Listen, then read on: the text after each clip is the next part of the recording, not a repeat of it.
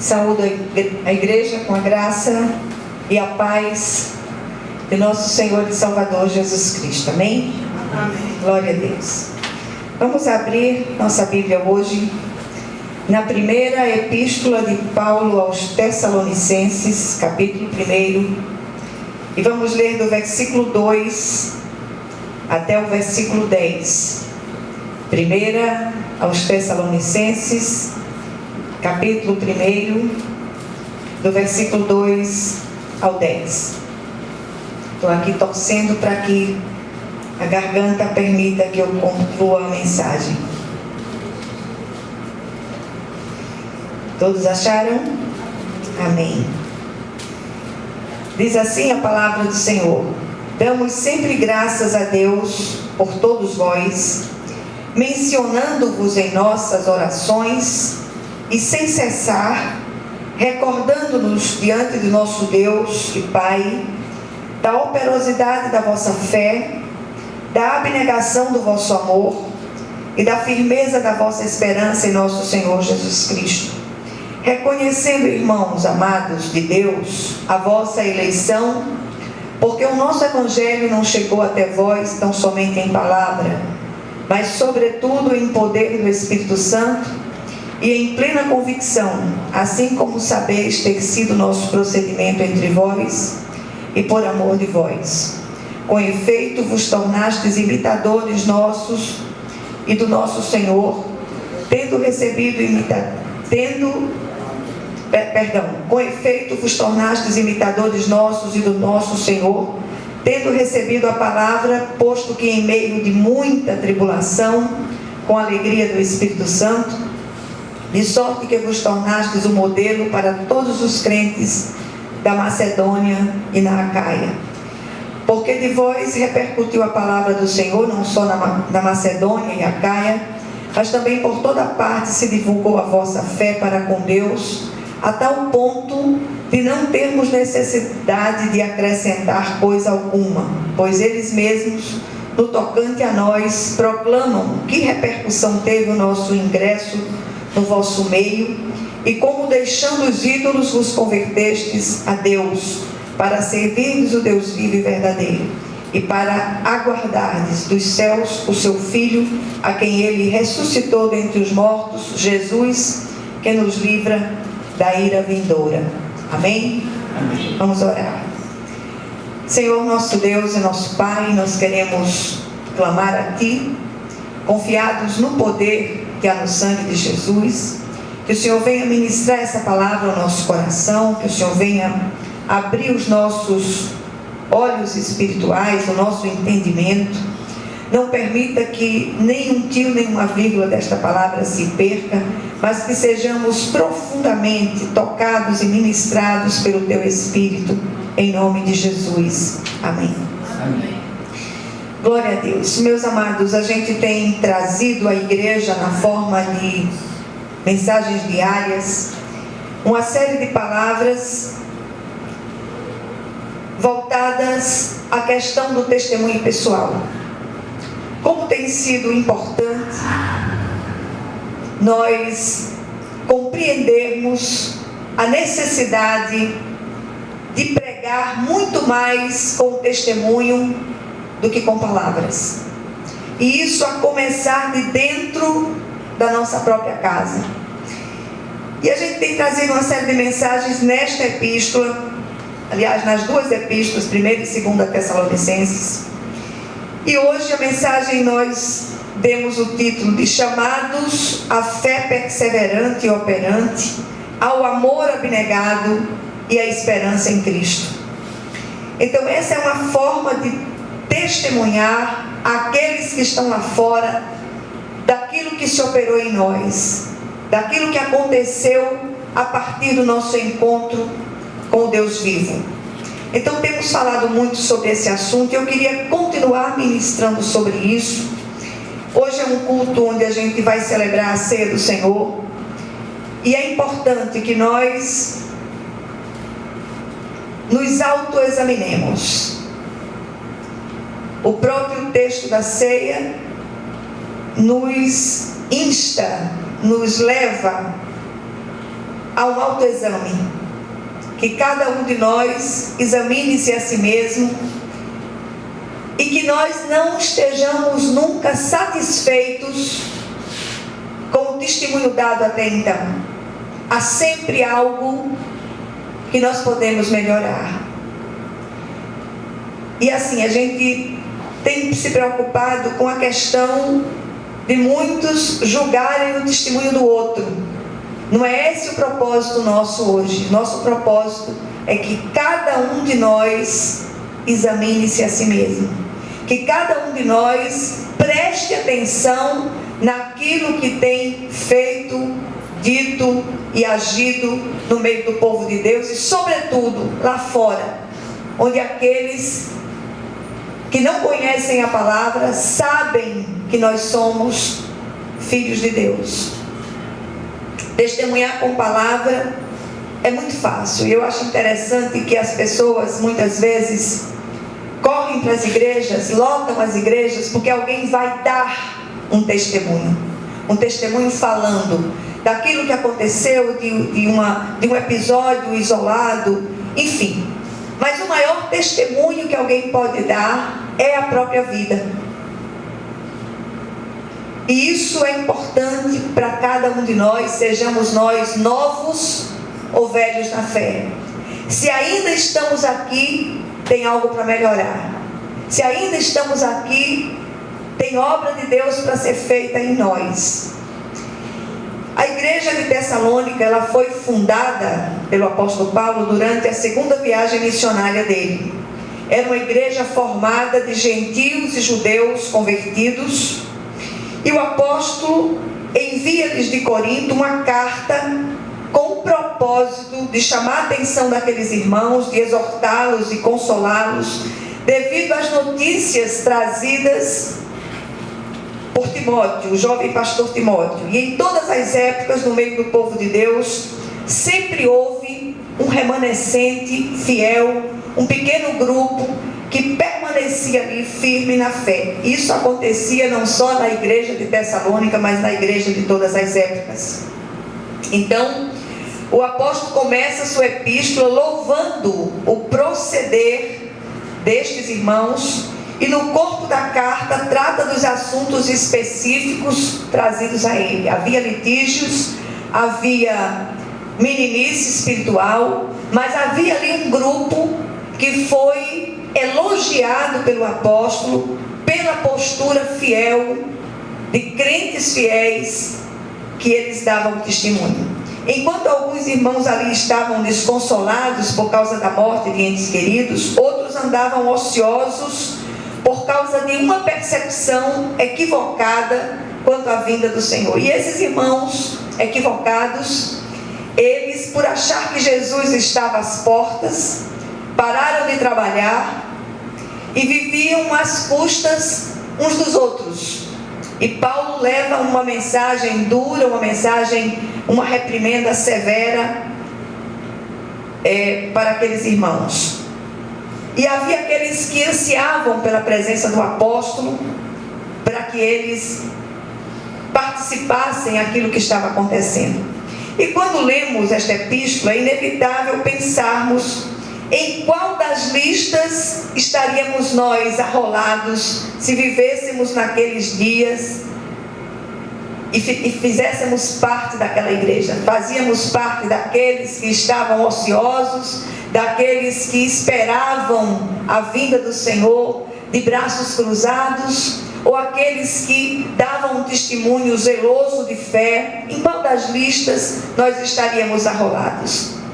Então, graças a Deus, encontramos crentes fiéis em todas as épocas. São homens e mulheres que se doam pela causa do Senhor, dos quais o mundo não tem sido digno. E eu queria chamar a atenção dessa pequena igreja, desse pequeno grupo que se reúne aqui. Nós não temos nenhuma pretensão de igreja de multidão, igrejas lotadas, não. Mas de uma qualidade de fé que possa testemunhar acerca do Cristo aonde quer que você esteja. Que o Senhor nos faça amadurecer na fé e no conhecimento de Deus. Que nós busquemos o Senhor, que não sejamos aquelas metralhadoras ambulantes que jogam, lançam versículos para todos os lados, mas que não vivem esses versículos que são ministrados. E o desejo do coração de Deus é que nós sejamos Bíblias andantes. De repente você é a única Bíblia que alguém vai ter acesso. Como tem sido essa leitura? Como tem sido a leitura que aqueles que estão lá fora têm feito da nossa própria vida? Essa é uma pergunta que precisa ser respondida por nós na presença do Senhor. E esses homens aos quais o apóstolo faz um elogio, eles são operosos e perseverantes na fé, no amor eles são abnegados, e têm em Cristo a sua esperança viva, não se importando com os sofrimentos presentes, pois têm seus olhos postos na eternidade. São os que abandonaram os ídolos e se voltaram para o Deus vivo e verdadeiro. E eu insisto, em qual das listas nós estaríamos arrolados? Repito, hoje é dia de ceia do Senhor, é um dia especial onde nós participamos dos elementos, que são elementos memoriais que nos levam a lembrar da morte do Senhor até que Ele venha. Ações são requeridas no testemunho dos eleitos de Deus, segundo o texto que nós acabamos de ler. Primeira ação, a operosidade da fé. Em João, capítulo 6, versículos 28 e 29, diz o seguinte: então lhe perguntaram: o que precisamos fazer para realizar as obras de Deus? Jesus respondeu: a obra de Deus é esta, crer naquele que por Ele foi enviado. Tiago, em sua epístola, ele diz: assim também a fé por si só, se não for acompanhada das obras, está morta. A fé praticada pelos eleitos de Deus deve ir além das palavras, mas sobretudo deve ser manifesta em atos concretos de amor. Manifeste uma fé que produza resultados. O autor de Hebreus diz que a fé é a certeza das coisas que se esperam, a firme convicção de fatos que não se veem. A fé do eleito de Deus deve ser operosa, ou seja, produzir resultados visíveis. Do contrário, não é fé de fato. É no máximo uma confissão do pensamento positivo que não funciona. A fé é a certeza daquilo que Deus pode fazer nas situações, e quando essa certeza se instala, não tem para ninguém. Ainda que tudo pareça impossível aos olhos humanos, a gente tem certeza que mesmo no apagar das luzes daquela situação, o Senhor entrará ali com as suas infinitas possibilidades. O eleito de Deus tem seus sentidos espirituais treinados pelo Espírito Santo, que rege a fé, tanto para a salvação quanto para a vitória. Esse eleito de Deus, ele aprende a ouvir o inaudível, a ver o invisível e a esperar o impossível. Ele conta pela fé com as infinitas possibilidades de Deus. Eu tenho conversado com muitas pessoas. Há sempre o Senhor tem trazido ao meu coração nesses dias um desejo muito grande de encorajar as pessoas. Há muitos desanimados, murchinhos, como diz a nossa irmã Ruth, no nosso meio, às vezes por uma longa espera, e às vezes a esperança que se adia faz adoecer o coração. Mas eu creio muito que a espera, a própria espera, o longo tempo das esperas, faz parte da estranha didática de Deus para nos ensinar grandes coisas. E eu queria hoje dizer a você: coragem, vai dar certo, vai ficar tudo bem, a sua resposta está vindo, a possibilidade, aquela infinita possibilidade que você não está enxergando, ela está nas mãos do nosso Deus. E ainda, e essa semana eu estava numa dessas palavras de encorajamento, eu digo: ainda que a sua bênção parece que está vindo a bordo de uma tartaruga, de uma tartaruga manca, ela vai chegar, viu? Ela vai chegar em nome de Jesus. E você vai ficar abismado, você vai ficar abismada com aquilo que Deus vai fazer nesta situação que você vem esperando há tanto tempo. Essa espera não vai ser em vão. Amém. E essa a gente precisa manifestar uma fé operosa, uma fé que produz resultados, em nome de Jesus. Amém. A segunda ação requerida no testemunho dos eleitos de Deus é a abnegação do amor. Ame. E eu conversei com uma irmã querida que está vivendo um problema muito sério, de um pecado específico na família, e ela não consegue digerir aquilo. Eu disse: olha, o que fazer? Eu disse: cale a boca, ame a pessoa e ore por ela, porque não há nada que você possa fazer nessa situação específica. E nós somos chamados para entrar naquela estranha conspiração, estranha e santa conspiração com o Espírito de Deus, para alcançar determinadas pessoas. A sua oração vai onde as suas palavras não vão. Há situações em que você olha assim e diz: meu Deus, o que fazer diante disso? É meu irmão, é minha irmã, é um parente, é meu pai, é minha mãe. Ele está afundando numa situação pecaminosa. Primeiro, você não é juiz do seu irmão ou da sua irmã, e você não pode atirar pedras ou julgar porque ele tem um pecado diferente do seu. Ore, clame, e você vai ver a obra de Deus ser feita naquela situação. Nós somos chamados a esse amor abnegado. Aqui há um doar-se contínuo, mesmo com prejuízo próprio. O amor deve ser sincero. Paulo diz, falando aos romanos: odeiem o que é mal, apeguem-se ao que é bom. Fomos chamados e alcançados pelo amor caridade para ser canais desse amor. É o amor ágape. E Jesus foi a maior expressão desse amor caridade. Eu repito, não a caridade simples de doar coisa. Essa caridade é muito fácil. Mas a caridade de doar-se. E nós somos chamados a nos doar nas situações, a começar de dentro da nossa casa. Não adianta você ser um ícone do amor ágape lá fora e dentro da sua casa você não fazer aquilo que é preciso. Ame aqueles que estão na sua casa. Doe-se, mesmo com prejuízo próprio, para que a glória de Deus desça sobre a sua vida. Amém. Em terceiro lugar, os eleitos de Deus são chamados a manifestar uma esperança viva em Cristo. Em Romanos, capítulo 12, Paulo diz: alegrem-se na esperança, sejam pacientes na tribulação, perseverem na oração. Falando aos Colossenses, ele diz: a eles quis Deus dar a conhecer entre os gentios a gloriosa riqueza deste mistério, que é Cristo em vocês, a esperança da glória. Aí a gente chama o apóstolo Pedro para que ele dê o seu testemunho acerca disso, e ele diz: bendito seja o Deus e Pai de nosso Senhor Jesus Cristo, conforme sua grande misericórdia, ele nos regenerou para uma viva esperança, por meio de Jesus, da ressurreição de Jesus Cristo dentre os mortos. Então a nossa esperança, repito, não é um mero sentimento, uma simples expectação positiva de algo que esperamos que aconteça. A nossa esperança é uma pessoa, e essa pessoa está viva, e essa pessoa se chama Jesus. Com Jesus podemos crer no amanhã, como diz a letra do velho hino.